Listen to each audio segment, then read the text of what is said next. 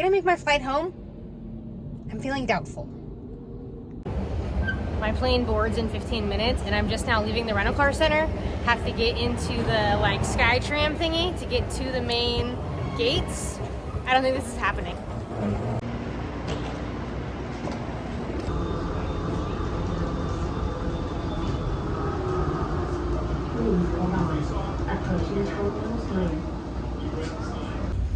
Barely made it. Training at CSA did not help. So it's Saturday, March 19th, 18th? Saturday, March 18th, I believe. And early, it's I haven't changed the clock on my car yet. It's 7:25. I'm actually running a little bit behind. This is going to be a lifestyle vlog, and but there will be lots of reading in it. So started off the weekend last night with the 4th grade play, Aduna and the Apples. I think that's what it's called, Aduna and the Apples. My nephew played one of the giants, and it was just really cute. They go to, he and his older sister go to a Waldorf school. It's a Waldorf charter school. So Sam seemed really into it. We were actually discussing with my sister the idea of getting him into theater, that kind of stuff. There's a drama club that's starting at the school. Unfortunately, it conflicts with his gymnastics time, and she's so happy with the gymnastics teacher and the group of kids that he's with in gymnastics, and he's really getting a lot out of it. So it doesn't look like drama club at the school is going to work, but they might look at community theater options for him because he seems really to be into it. And it is so cute because he and his group, he was a giant, and there were a group of 4 giants. He and the giants, go Giants, had a couple chants, and they had their staffs, and they'd pound their staffs and they chanted. So that was kind of like choral, the 4 of them. And then he had one solo line with something about one of the ravens. So that was how the weekend started on Friday evening, and then it's now Saturday morning, and I am headed to the rock climbing gym, but not for just regular rock climbing. I'm actually going to be doing lead belay training today and tomorrow, and lead climbing is optional in the gym. It's something that you basically do in order to train yourself to be able to set up outdoor routes. So when you're rock climbing in the gym, you're top climbing. So there's a rope at the top of the wall with 2 sides. One goes to your belayer, one attaches to your belayer, one attaches to you, but you're anchored from above. When you climb outdoors, someone has to set up that rope that goes on top, that's anchored at the top. The ropes don't just hang out there in nature, right? So someone has to first lead climb in order to set that up at the anchor points that have been bolted in at the top of wherever you're climbing. So this is what I'll be doing in lead climbing. Particularly lead belaying, because you still have to have that safety person on the ground. And so this essentially what it is there are bolts along the route, and then there are these small ropes with a carabiner on each side. One attaches to the bolt in the wall, one attaches to you as you get to it. So what you do is you carry a rope up with you. You're not on a rope until you clip in to the first one. So you have the rope, and then you have to get to it, clip in, get to the next one, clip in. So if ever you were to fall, you're falling from that lead point that you clipped into, not from the rope above. And in order to, you have to have a belayer, the person on the ground, who knows how to safely belay you, because it's a different style of belaying. So rock climbing, because of the potential danger in rock climbing, it's actually a super safe sport because there are constant safety checks. Rock climbing is all about safety, and if you're taking risk, it's a very low actual level of risk because your safety points are on. And so literally before someone touches their hands to the wall, the climber and the belayer check each other's equipment every single time. And, it's not something to be too cool to check for safety about. Everybody does it, and that's just how you do it. that's how you get to continue the sport and not get hurt and not see your friends get hurt. So that's what I'm doing this morning. And then the weekend, actually, the later in the day, today and tomorrow, I'm actually going to be with my girlfriends from church, and we're all in a book club together. And a couple months back, someone had thought of the idea, like, wouldn't it be cool if we got like an Airbnb, a cabin or something, and did like a reading puzzle type of like weekend and just hung out, cozy time. Editing Aaron here, and apparently I just forgot that I was recording and parked and stopped talking. So I'm just setting up the weekend, the day in particular. So it's going to start with rock climbing, and then we will move on to the Women's Weekend Puzzle Extravaganza, a name that Michael Scott must have helped come up with. All right, so day one of lead climbing training is over.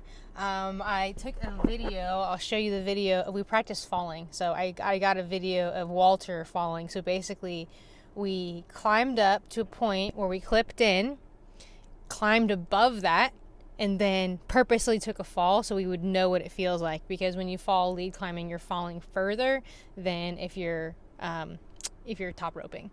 That probably doesn't mean a whole lot, other than the fact that just here's a video of Walter falling, and you get an idea of actually how far we were falling when we did this. Gotcha. This don't feel right. Let's go for it. What? Just go for it. I gotcha. Woo! Nice job. So now I'm going to head home, grab some stuff, and going to join my friends for the cozy, it's supposed to be like cozy puzzle weekend. I don't know if I'll do puzzling. I'm going to bring some books. I'll bring Middlemarch and Amari. I don't know if I'll read it all or if I will just puzzle with them, because I imagine for puzzling, it's not like quiet. Like we're like talking and conversing. So yeah, I guess they are going for a quick walk right now. So I'm going to head home, grab my stuff, change out of my chalky clothes, and puzzle the weekend away.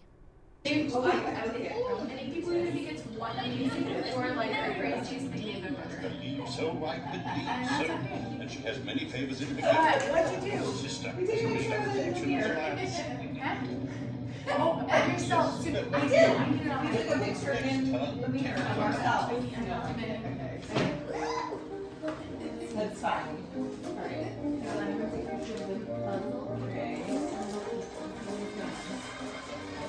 Okay. Look here. Okay. And then we ate our food at 1. 12:56. No, this morning. And we ate our waffles. Yep, so pretty. It is. It's so fun too. All right, we need a selfie. So it's Sunday now. It's 8:24 a.m. Late night puzzling last night. So we had a good time. It was a really nice sunny day yesterday, and if you can't tell, it's raining cats and dogs right now. So today is like the optimal cozy cozy puzzling day. But yeah, just had a great time. Kind of girls coming in and out based on, taking care of family stuff, whatever, going home and putting the kids to bed, coming back after dinner, or whatever else was going on. So I was there from like 12:30 to 10 or so, and did one puzzle to completion. It was a national parks one. That one was deceivingly difficult. There's gonna be more puzzling today, but I think I really need to be home. One, my poor dog. Yeah, I was gone for 4 full days, and then on Friday I was home, but I had to leave the house at like 5:45 and was gone most of the day. And then yesterday I was basically gone all day. So I need to be home, hang out with him, and then I just got house stuff to do. I really need to do laundry in particular, especially after traveling. I've got laundry to do, all that kind of stuff. But I'm hoping to be able to get some Middlemarch listened to. And I think what I actually might do, because it's been a good week at least since I've picked it up, and it's one of those where I feel like I need to get into the flow of the writing, and then I understand it well. So I think I'm going to start reading it physically and even doing the tandem read and listen when I get home. And then once I feel like I have a good grasp of where we are in the story and for the language, then I'll, get to some housework and just listening on audiobook. So right now I'm on my way to day 2 of lead belay training. So that's basically the deal for today. I'm hoping it's going to dry up at some point so I can get an outdoor walk in. Otherwise, I'm going to be getting steps on my treadmill today.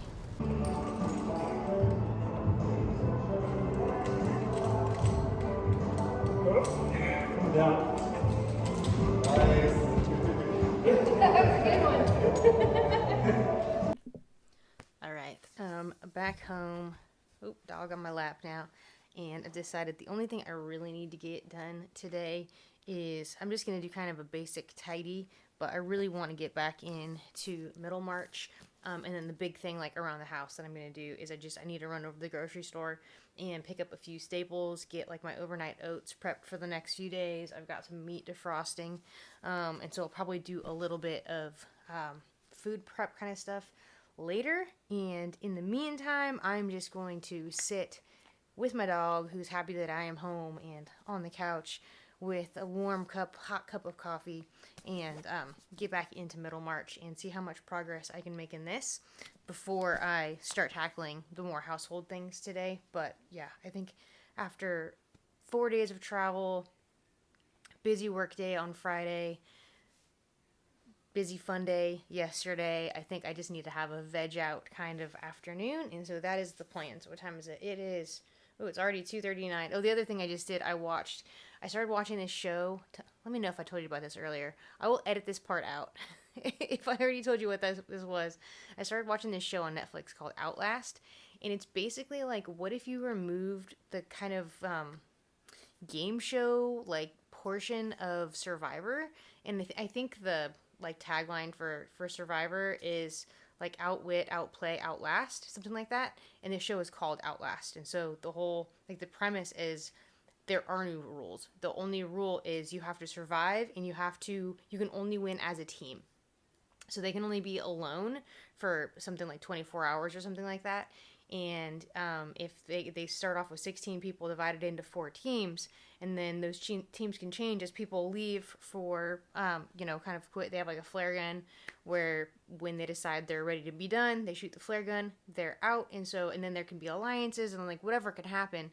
But ultimately, you can't be alone. You can only win as a team. And so some treachery happens, some like crazy stuff. But I love that kind of like survival wilderness kind of show. And this is like, again, like it takes it's like actual Survivor without the game show kind of portion of it. And I watched the last like episode and a half when I got home. So now it's time for Middlemarch. Quick and easy dinner tonight. I got these grilled chicken strips. They were on sale. Some pasta sauce. I sauteed up some veggies. I got the red lentil pasta cooking up. Stir that in. Let this chicken heat through with the sauce. Season to taste.